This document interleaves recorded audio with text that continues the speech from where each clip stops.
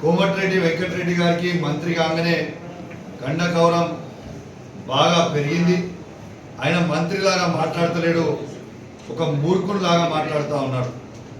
నిన్న హరీష్ రావు గారిని విమర్శించిన తీరు చూస్తుంటే ఆయన మానసిక పరిస్థితి బాగలేదనిపిస్తూ ఉంది.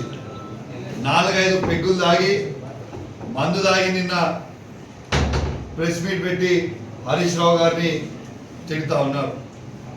ఇలా ఈ రాష్ట్రంలోనే, ఈ రాష్ట్ర మంత్రివర్గంలోనే సబ్జెక్ట్ లేని సన్యాసే కోమటిరెడ్డి వెంకటరెడ్డి. కోమటిరెడ్డి వెంకటరెడ్డి ఒక జోకర్, ఒక బ్రోకర్, ఒక తాగుబోతోడు. హౌలా పనులైనా హవాలా దందాలైనా కోమటిరెడ్డి వెంకటరెడ్డితోనే సాధ్యం అని చెప్పి సందర్భంగా మీ అందరికి కూడా తెలియజేస్తా ఉన్నాను. వెంకన్న, నీకు సిగ్గు అనిపిస్తలేదా? నీకు సిగ్గు, శరము, లజ్జ, మానం లేదా అని నేను అడుగుతా ఉన్నాను. జూనియర్ అయిన రేవంత్ రెడ్డి కింద పనిచేయడానికి నీకు సిగ్గు అనిపిస్తలేదా? ఒక తెలంగాణ ద్రోహి రేవంత్ రెడ్డి, అట్లాంటి రేవంత్ రెడ్డి గారి కింద పనిచేస్తుంటే నీకు సిగ్గు అనిపిస్తలేదా, శరం అనిపిస్తలేదా అని నేను అడుగుతా ఉన్నా. ఇవాళ అందుకే నాకు వెంకన్నకి దేవుడు కోరికున్న దిమాగ్ కూడా వెంకన్నకి లేదని నేను అంటా ఉన్నాను.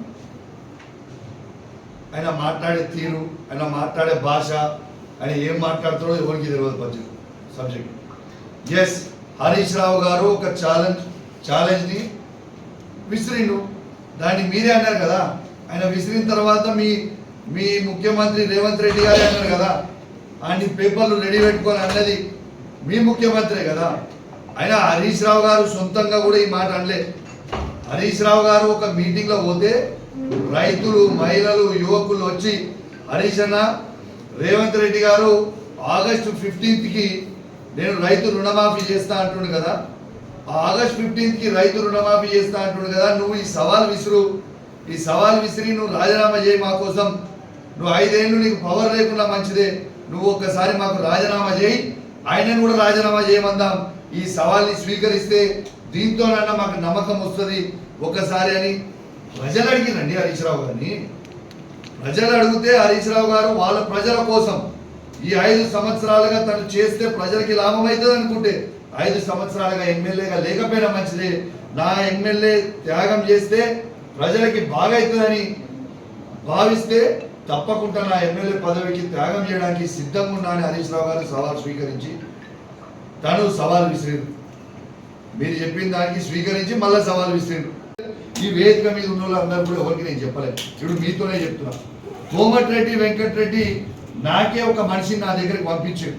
నాతో 22 మంది ఎమ్మెల్యేలు ఉన్నారు, జర మీ సార్తో మాట్లాడా, గవర్నమెంట్ వడగొడదాము, మళ్ళా నేను ముఖ్యమంత్రి అయితే అని నాకే వచ్చి చెప్పించిన ఒక మనిషిని పంపించిండు నా దగ్గరికి. కానీ నేను ఈయన నమ్మలే. నేను కనీసం కేసీఆర్ గారికి, కేటీఆర్ గారికి, హరీష్ రావు గారికి నేను ఎవరికి చెప్పలేదు. ఎందుకంటే ఈయన మీద నమ్మకం లేదు. ఈయన పిచ్చోడు, రూమ్ ఒకటి మాట్లాడతాడు, రూమ్ బయట పోగానే ఇంకోటి మాట్లాడతాడు. మాకు ప్రజలు ప్రతిపక్ష హోదా ఇచ్చిర్రు, మిమ్మల్ని ప్రశ్నించమనే ఇచ్చిరు కాబట్టి ఆ నమ్మకం మా కేసీఆర్ గారు అదే చెప్తున్నారు కాబట్టి నేను ఖాళీగా వాళ్ళకి చెప్పలేదు. నేను నిజంగా చెప్తా ఉన్నా, ఈ కోమటిరెడ్డి వెంకటరెడ్డి గారికి ఖచ్చితంగా మెంటల్ హాస్పిటల్ తీసుకుపోవాల్సిన అవసరం ఉన్నది. ఎందుకంటే ఆయన మానసిక పరిస్థితి మంచిగా లేదు. అసెంబ్లీకి వస్తాడు, మందు దాకా వస్తాడు. ఇది నిజం, నేను చెప్పింది. కాంగ్రెస్ పార్టీలోనే అడుగురు మీరు. అసెంబ్లీకి వస్తాడు, మందు దాకా వస్తాడు. మొన్నటిదాకా పార్లమెంట్ వేయండు, మందు దాకా వస్తాడు. ఏం మాట్లాడుతాడో ఆయనకే తెలియదు. నేను హరీష్ రావు గారి మీద ఆయన విమర్శించిన తీరు నేను తీవ్రంగా ఖండిస్తా ఉన్నాను. హరీష్ రావు గారు ప్రజల పక్షాన మాట్లాడిన తప్పితే, ప్రజల పక్షానని ఏమడిగిండే హరీష్ రావు అడిగిందంటే తప్పేముంది? మీరు 100 రోజులలో 6 గ్యారెంటీలు అమలు చేస్తామని పెద్ద పెద్ద పేపర్ యాడ్లు ఇచ్చి బాజాప్తు మైకులు పట్టుకొని చెప్పింది మీరే కదా. అది కూడా ఈ 100 రోజులు కాదు, ఆగస్ట్ 15th వరకు అవి కూడా చేస్తామని చెప్పండి అని అడిగిండు. ఇది తప్ప? మిమ్మల్ని రుణమాఫీ చేస్తా అన్నాడు, అది అడిగిండు, అది తప్ప? దేనికి తప్పు? నువ్వు మాట్లాడింది ఏంది అంటే, మీరు నోటుకు వచ్చినట్టు మాట్లాడితే, మీరు ఇష్టం వచ్చినట్టు మాట్లాడితే మేము మాట్లాడి చూసి పట్టడానికి ఇడేమైనా ఉన్నామా అనుకుంటున్నాం ఏంది? బాజాప్తు చెప్తున్నాం. మీరు ఒక్క మాట అంటే మేము 100 మాటలు అంటాం. బిడ్డ మీ నోరు జాగ్రత్త దగ్గర పెట్టుకొని మాట్లాడు. మీరు అధికారంలో ఉన్నారు, బాధ్యతగా మాట్లాడండి. నోటికి వచ్చినట్టు మీరు మాట్లాడితే మీరు ఒక్క మాట అంటే మేము 100 మాటలు అంటాం. తస్మాత్ జాగ్రత్త. మీకు ఎవ్వడు నీకు భయపడేటోడు, రేవంత్ రెడ్డికి భయపడేటోడు ఈడ బీఆర్ఎస్ పార్టీలో ఎవ్వడు లేడని చెప్పి కూడా మీ అందరు కూడా తెలియజేస్తా ఉన్నాను. ఈడ ఉన్నది కేసీఆర్ సైనికుల బిడ్డ. తస్మాత్ జాగ్రత్తగా ఉండరు బిడ్డ. తాట తీస్తాం.